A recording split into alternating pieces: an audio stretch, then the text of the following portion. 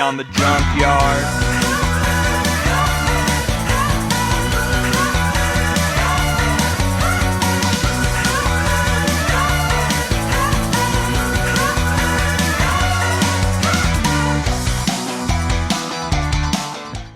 What is going on, everybody? Welcome to another episode of the Junkyard Media Group production, Beyond the Junkyard podcast. I am your host, Junkyard James, and we are back. I am riding solo for this episode. I think I want to try and make this a weekly thing now, where I create a solo podcast for 2025 and beyond of the Beyond the Junkyard podcast. Be more consistent with producing that type of content. And for this episode, the first solo episode of 2025, I got a big show planned for you. But first, we got to do the housekeeping. Check the links in the description box below for the WWE shop. We're heading into the Netflix deal. This is being recorded before the Netflix show on Monday, the 6th of January, but before the Netflix show. So I plan on watching that. But as we're moving into WrestleMania season, Royal Rumble is right around the corner. Make sure to use the link for WWE shop to pick up any WWE merch and help support the podcast. Same thing with StubHub. If you plan on going to any sporting event or concert or anything that StubHub has to offer, make sure that you use our link in the description box and help support the podcast that way. And finally, W Energy Drink. W is a energy powder that you scoop into water, and it gives you a great boost of energy with a wide variety of flavors. We're trying to take down the big energy companies. You all know them, but if you go to w.gg and use the code Beyond the Yard at checkout, you will save 10% off of your order there at W. Give them a try. Let them know we sent you, and support the podcast that way. And a big way now that you can directly rock the Beyond the Junkyard is to buy our merchandise. Go to beyondthejunkyard.com. For the merch store, we got a plethora of different types of merchandise for you to pick up there. Take a look, beyondthejunkyard.com, and help support us that way as well. Make sure that you like us on YouTube. We post the live stream episodes there, as well as these audio only episodes get posted on YouTube. Join the Discord, subscribe to us, or follow us on X, like our page on Facebook. All of those links are on the Junkyard Media Group website, junkyardmediagroup.com. Make sure to check those out, and check out the whole website there, and we'll be and just explore around and see all that we got for you. It's going to be a big year, hopefully, for the Junkyard Media Group, and specifically this podcast here. Today, let's get the rundown real quick of what I want to talk about today. I want to talk about this, what I think might be the best gimmick of 2025, just an early indicator of what I think it's going to be, as well as there was a conversation in a Discord server that I'm a part of, that had me kind of thinking about, does success in pro wrestling come ultimately from being the favorite in America,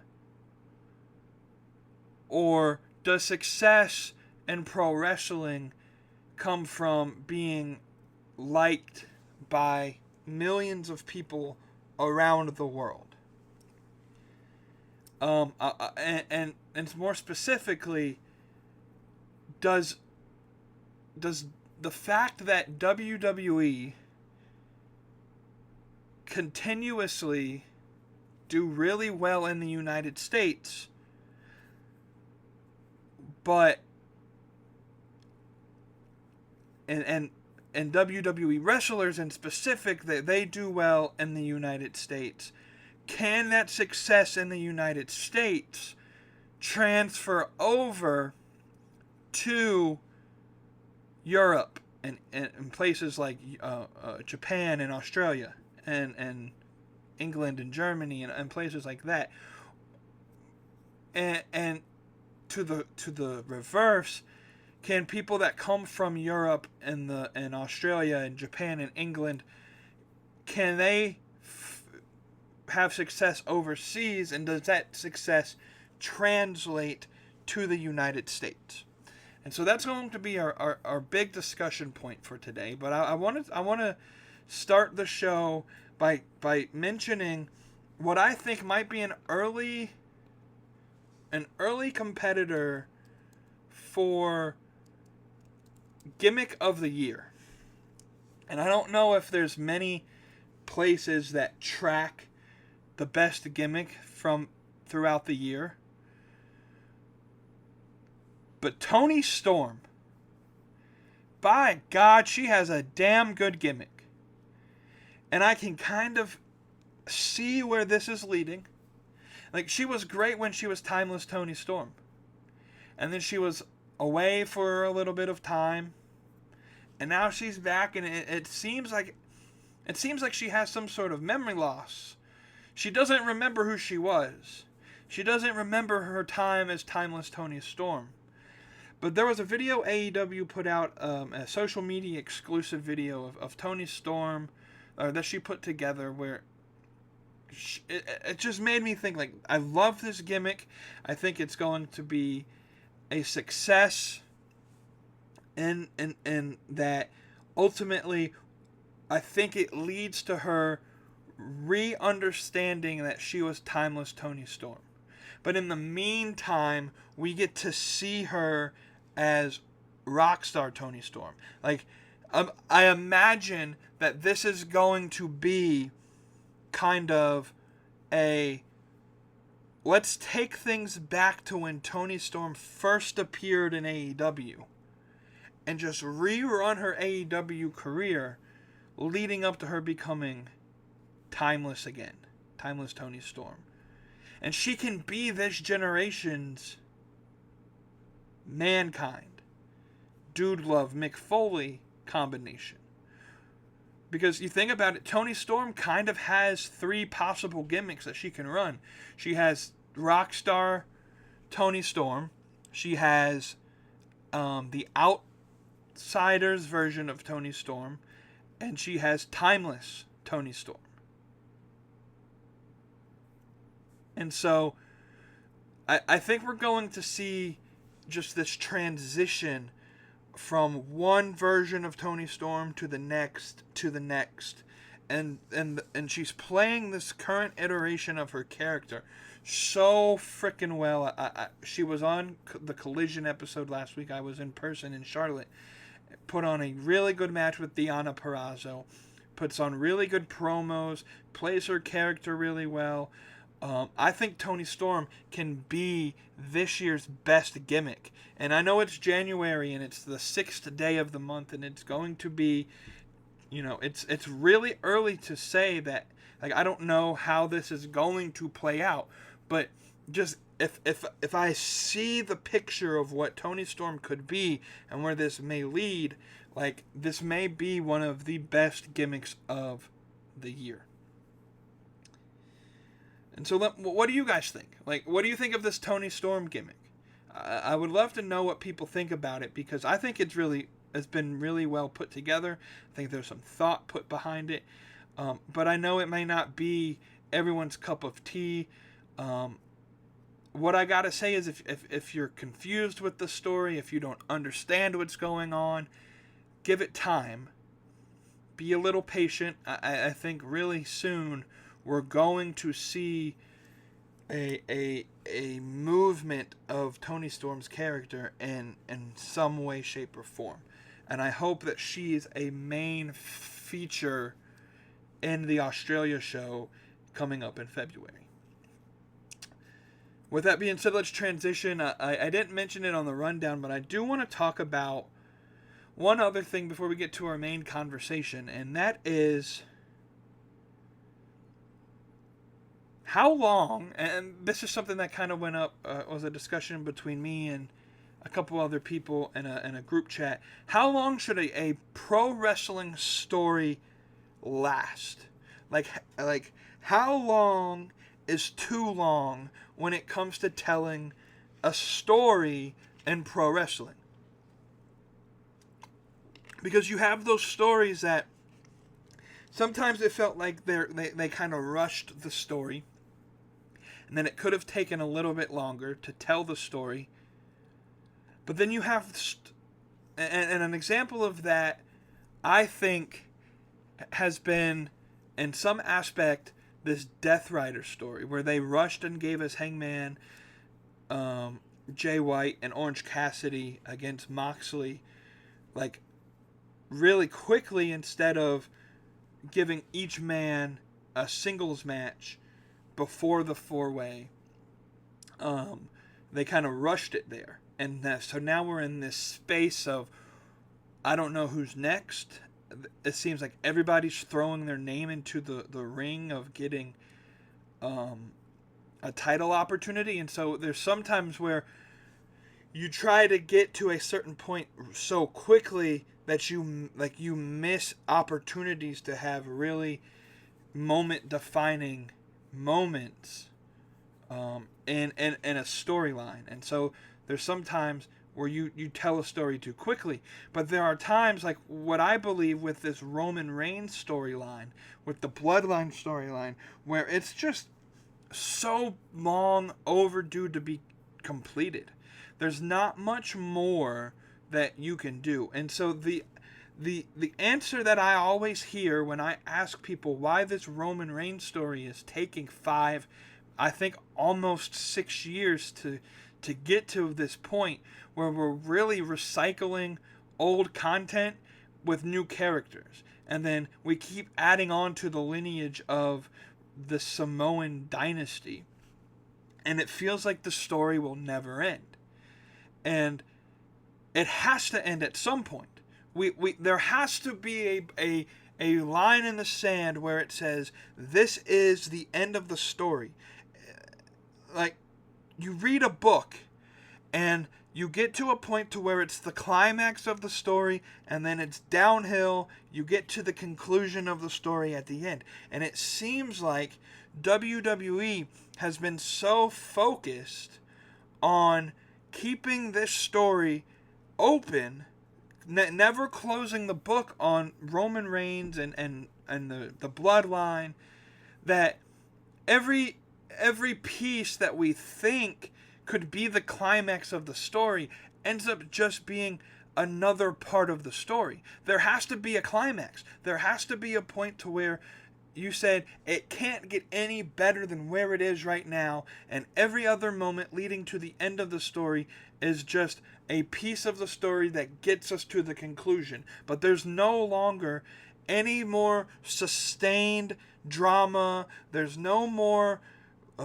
action leading to the climax. Everything after the climax is just events that lead us to the ultimate conclusion.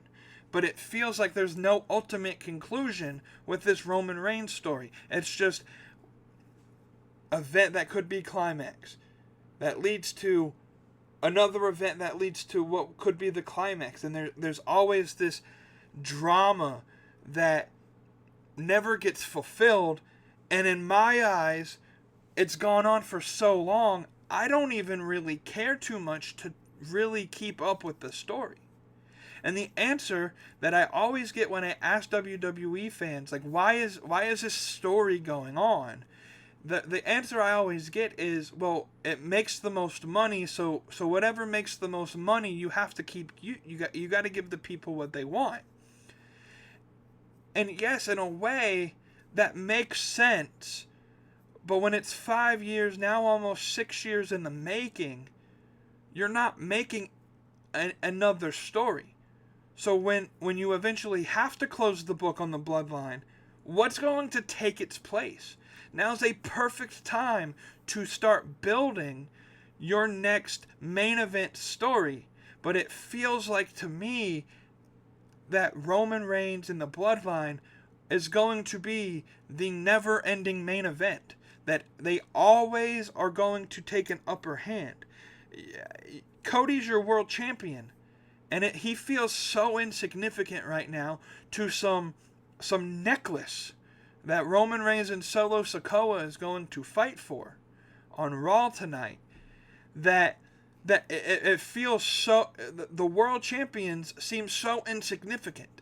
The titles don't mean anything, or don't mean as much as this necklace.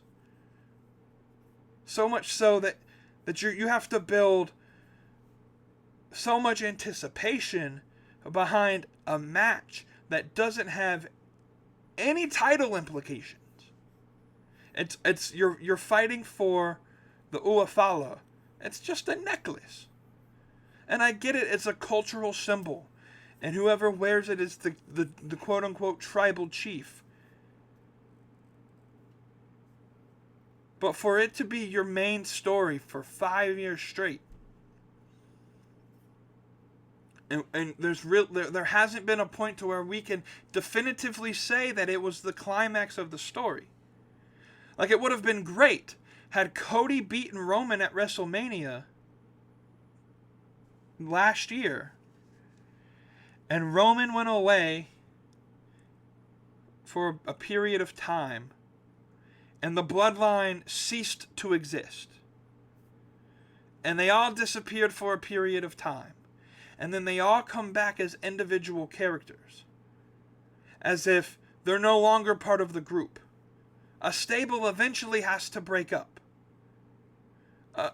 A stable, eventually they have to be able to tell a different story.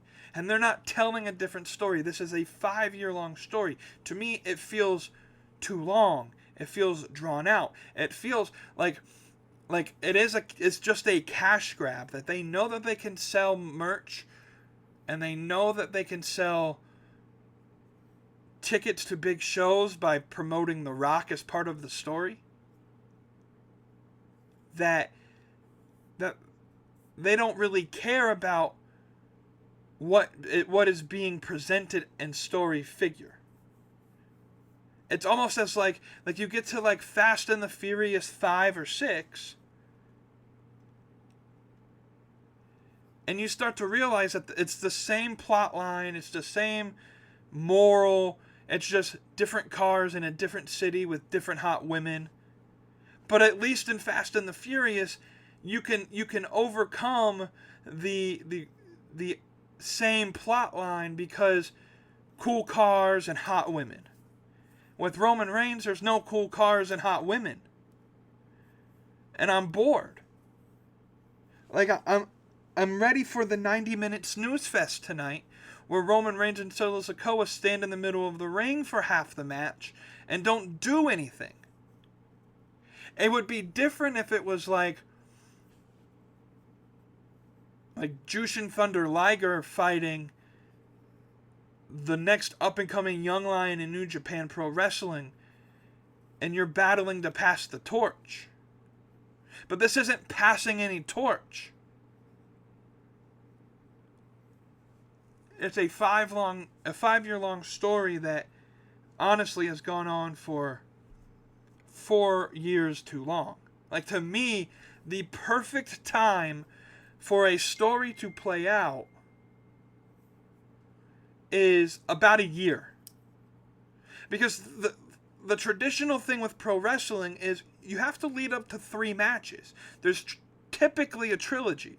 And so it's usually like match 1, and it's the introduction to the story, and the heel typically wins and gets the first advantage, which leads to match 2, where the babyface typically wins, And now things are tied up and they have to finish the trilogy.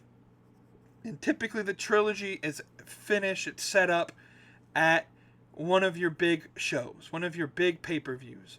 So if it's WWE, it would be Royal Rumble or WrestleMania or SummerSlam or Survivor Series. If it's AEW, it would be like All In or Double or Nothing, or probably I would say their third biggest pay-per-view would be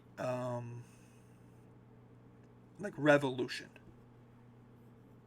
That's a staple pay-per-view. Or Forbidden Door maybe, or something like that. Double or Nothing. And so that's typically how it would work. And so you would have 3 or 4 weeks to tell.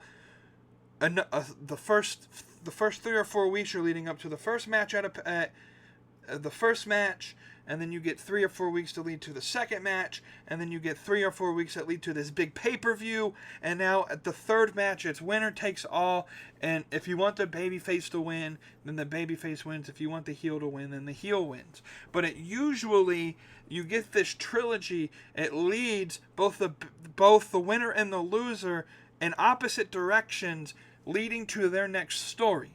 This doesn't happen with this Roman Reigns story, but it typically takes somewhere between 3 to 6 months to maybe a year to get a story, and then you move on. This is why I have my doubts for the Death Riders story with Jon Moxley at the helm.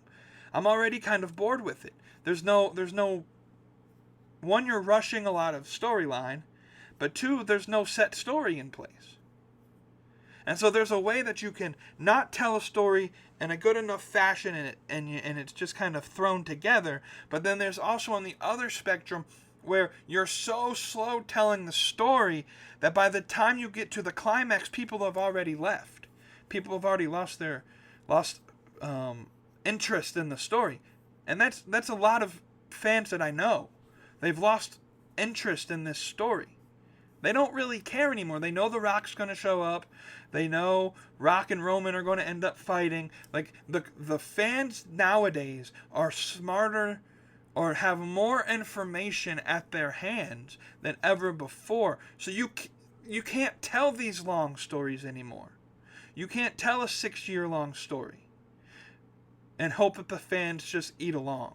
Because there's so much information out there that you can feed yourself to, and unless you stay off of social media and stay off the dirt sheets, which I know some people do, and they just watch on Mondays and they're entertained and that's it, and that's cool.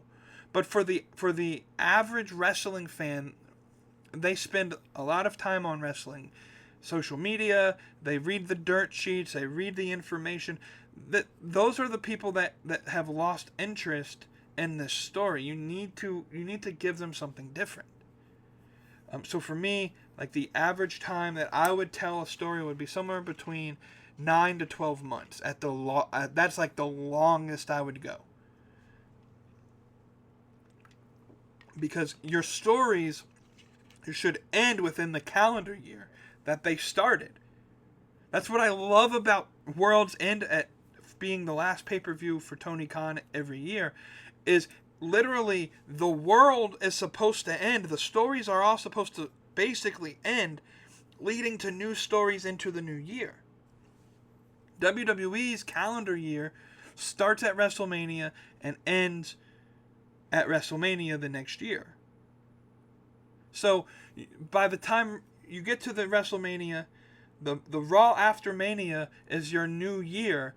New stories can start and end at, and then the storylines should all end by the next WrestleMania. But with this Roman Reigns story, with this Bloodline story, they never end. You're just led on this wild goose chase of different Samoan people showing up, and now they split, and then people that split come together to fight this other. It's like there's just so much going on. You're not getting to the main crux of the story. There's just too many moving parts and pieces. Wrestling doesn't have to be super in depth. And like, people are entertained by it. Great, you can be entertained by it. But if I wanted to watch really good movies, if I wanted to watch entertainment in the ring, I would watch a movie. I would watch real actors. Because let's just be honest, pro wrestlers, not the greatest of actors. Seen any WWE movie that they've ever made? Probably on the on the lower scale of the great of the greats. Like, there's no Oscar-worthy performances in any of the WWE movies that have ever been produced. And so if I wanted to be sports entertained for 5 years, I would just watch Fast and the Furious. Because at least there's cool cars, fast cars, and really hot women in bikinis. I don't get that with the Bloodline. And so I've lost interest in it. It's just gone on for far too long. So let's get to the main discussion, the main topic at hand.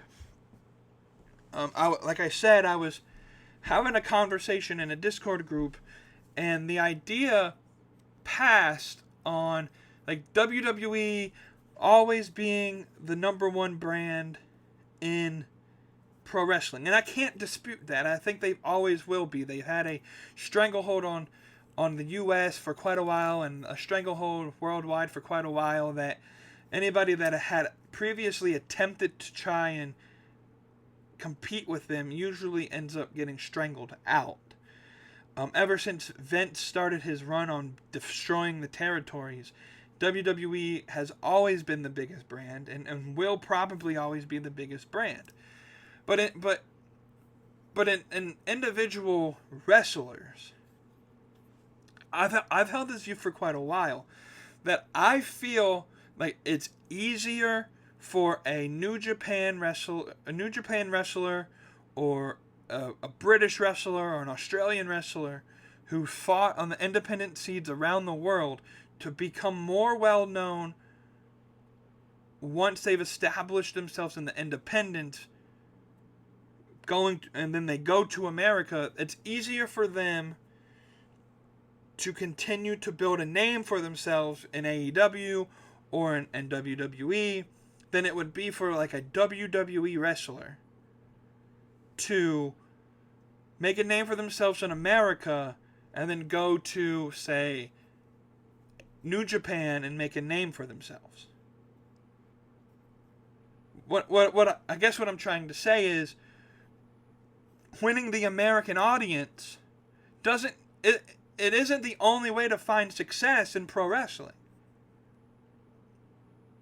Like I think Kenny Omega could go down as one of the greatest wrestlers of all time. And he's well known in New Japan. He's well known across all of Europe. He's well known in England. He's well known in America. He's made a name for himself in wrestling. But you take someone like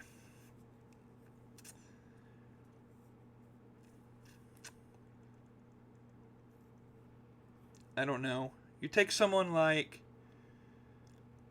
Obafemi or Trick Williams or Roman Reigns, and you send them to New Japan. Let's just say they were working with WWE, and you send them to New Japan. Can they get themselves over? Like there's been talk. This is a good example. Baron Corbin's a free agent. Tom Peastock, and apparently there's rumors that he may sign with New Japan Pro Wrestling. I don't know if Baron Corbin can get himself over in New Japan. It's just a totally different style of wrestling. And I think it's easier if you have a basis in pro wrestling to learn how to do sports entertainment than if you have a basis solely of sports entertainment to get into a more pro wrestling style. For example, Ricochet wrestled in the main event of Wrestle Dynasty in the Tokyo Dome this weekend. Really good match with Zack Sabre Jr. I felt like that style of wrestling fits Ricochet way more than anything he ever did in WWE. That's one, Ricochet was squandered by WWE. They never did anything with him because he's not a sports entertainer. He was built to be a pro wrestler. And so the Ricochet, you think about it, since his release from WWE, has been a main staple in the Continental Classic in AEW, wrestled a main event match on a Wrestle Kingdom weekend against the IWGP World Heavyweight Champion, and fought Claudio Castagnoli, one of the best wrestlers of all time. He's having really great matches. But everyone's like, oh, he's relegated to Collision, so he's just... no, he's doing really well. He's doing what he loves. And he's doing it to the best of his ability at a top level. I think Ricochet could be a contender for male superstar of the... male wrestler of the year this year. Like, he's going to have a really, really good year if, by all accounts, we see his early run and the end of 2024 and his first couple matches in 2025 where that leads. And so I guess the crux of my argument is, just because you find success in WWE doesn't mean you've hit the pinnacle of pro wrestling. Because there's an entire globe worth of wrestling where Roman Reigns is great, don't get me wrong. But if you go to an average New Japan, an average Japanese wrestling fan and ask him, who do you love more, Kazuchika Okada or Roman Reigns, I'm guaranteeing you they're probably going to pick Okada. If you ask him who you love more, Seth Rollins or Hiroshi Tanahashi, they're probably going to pick Tanahashi. If you ask him who you love more, Cody Rhodes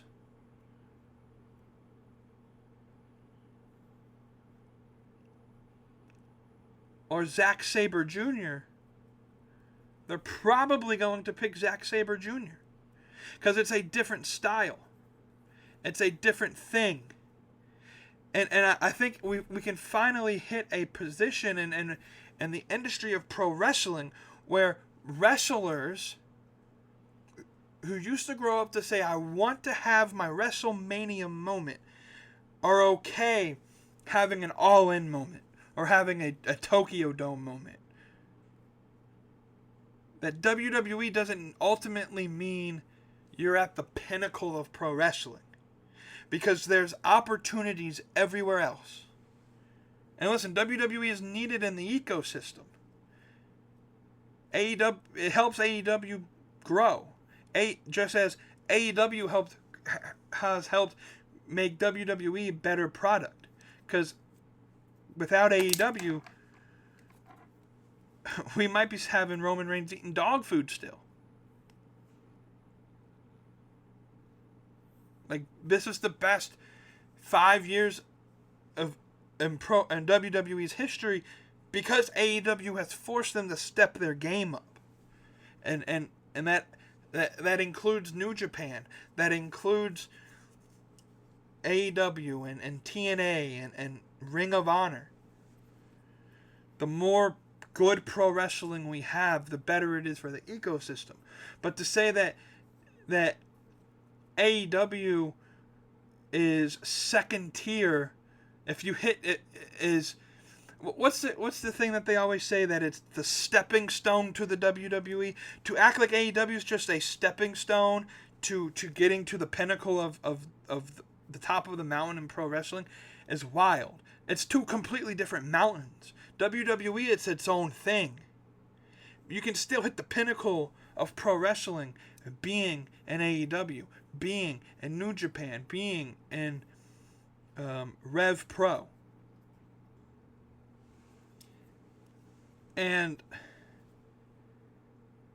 so I don't know if I can comfortably say that just because you're a WWE superstar means you're a better wrestler or you've mated more. Like for example, Mercedes Moné,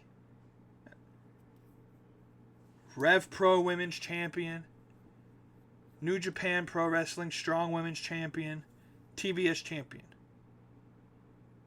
She has 4 belts from 3 different promotions. who obviously trust her to carry their belts. New Japan was craving for her to be a big part of New Japan Pro Wrestling. Rev Pro wanted to give her the belt. Tony Khan trusts her to be the TBS champion and to go to all of these other places and promote AEW.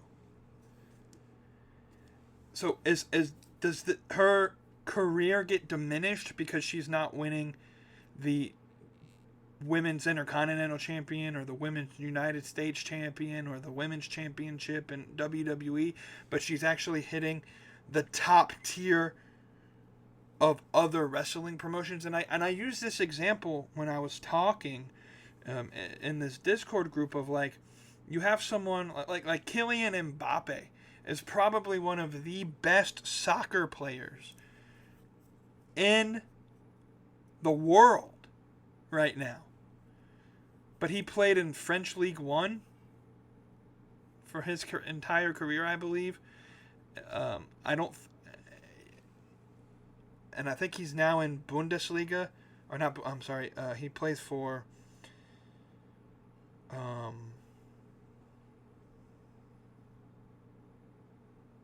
Good grief, I can't remember the team name, but he plays, I think, now in the Italian league. He plays in Barcelona, I believe. So he plays in the Italian league or the Spanish league or whatever. I think it's the Spanish league. But he's not in the Premier League, so just because he wins the French League One or the Spanish League or Bundesliga, does it not make him as good as Marcus Rashford or Mohamed Salah because he's not winning Premier League championships? Well, no, because they're two different leagues competing for different trophies.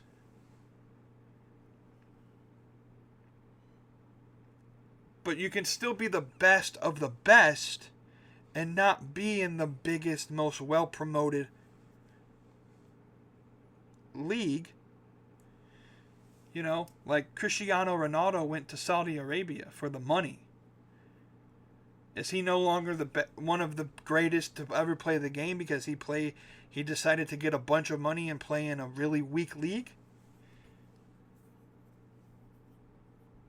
So does Mercedes Moné, because she decided to bet on herself, is the fact that she's one of the top champions in 3 different promotions? They trust her to carry their belts. And in New Japan, the Strong Pro Women's Champion was held by, like, Julia Stephanie Vaquer for quite a long time. Like, those are some of the biggest people in Japanese pro women's wrestling. Mercedes Moné gets to hold that banner now, that she's Rev Pro British Women's Champion. Like, that's the biggest promotion in British wrestling, and you're the top woman in that promotion, and they're begging you to come to their promotions.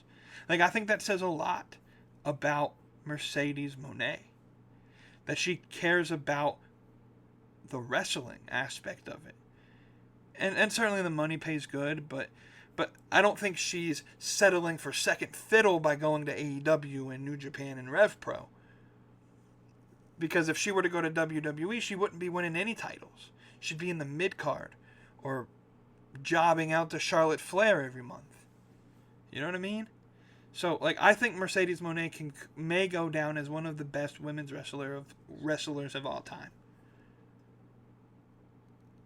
And she's had really good match against Mina Shirakawa at Wrestle Dynasty. 2 really good matches in AEW against Chris Statlander. Had a really good match against Meltzer gave it 4.75 stars, and everyone blew their freaking mind. At New Japan Capital, I can't remember what the show was called, Capital Punishment or something.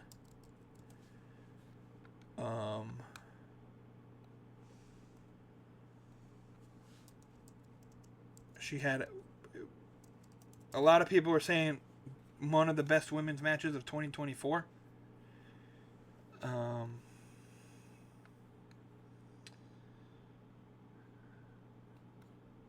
She's seen as one of the best in the game right now, and I believe it. She fought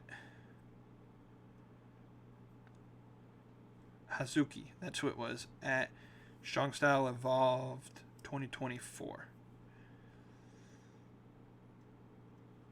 In a match that was given... Let me see if I can find...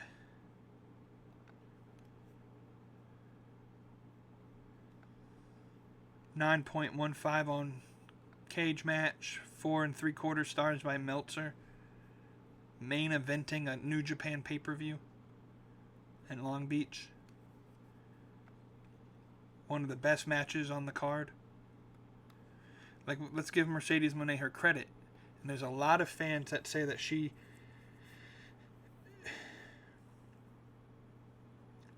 took a step down in her career. I think she took a step up. She bet on herself, and that's what really matters. I don't think being in the WWE means you're automatically going to be a bigger star. Like, if you ask me who was better between, like, Bianca Belair and Mercedes Moné, I'd say Mercedes Moné. You saw, like, they rolled the red carpet out for Jade Cargill and haven't done shit with her. And I know she's injured now, but before the injury, she was women's tag team champions, like the most insignificant championship in the entire company. That would have been Mercedes Moné. Mixed up in the tag scene where they didn't really give a damn about it. But she bet on herself, and she's doing good shit. But anyways, I'll end it there. What do you think about this? Am I right? Like, and I'm sure we can do some Google trend search, and Roman Reigns and Seth Rollins might have more Google searches worldwide than Okada and Omega and the Young Bucks. But just because they're more in the WWE as a machine reaches more people. But I guarantee you, if you hyper-focused it into some of these other markets, Japan, England, that the searches might be a little bit closer than you know, and Roman Reigns, like in Japan, I'm pretty sure Kenny Omega will have more searches than Roman Reigns. And so the question has to be, should you focus solely on the American audience? And if that's what you want to do, then that's okay.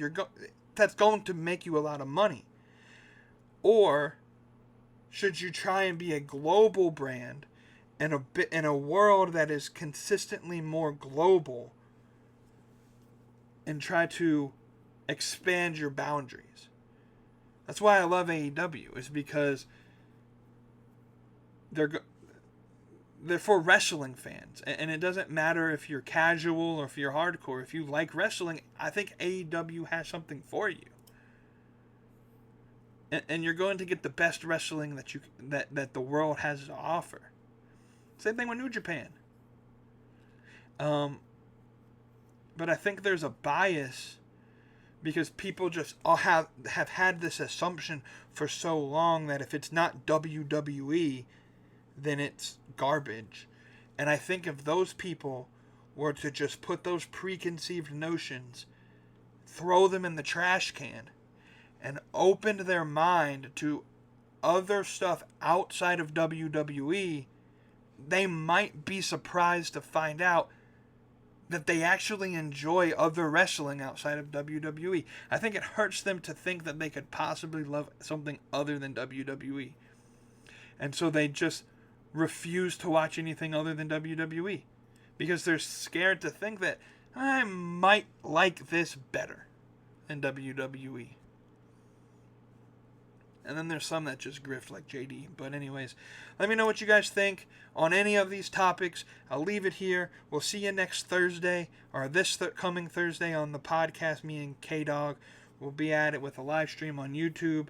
We'll probably talk about this Monday Night Raw on Netflix. We'll talk a little bit about Collision, our Collision experience watching the show live, and then our favorite and least favorite parts of Dynamite on Wednesday night. But until then, y'all, we'll see you on the next episode of the Beyond the Junkyard podcast. I'm Junkyard James, and as my guy K-Dog always likes to end the show by saying, stay saucy. Beyond the Junkyard.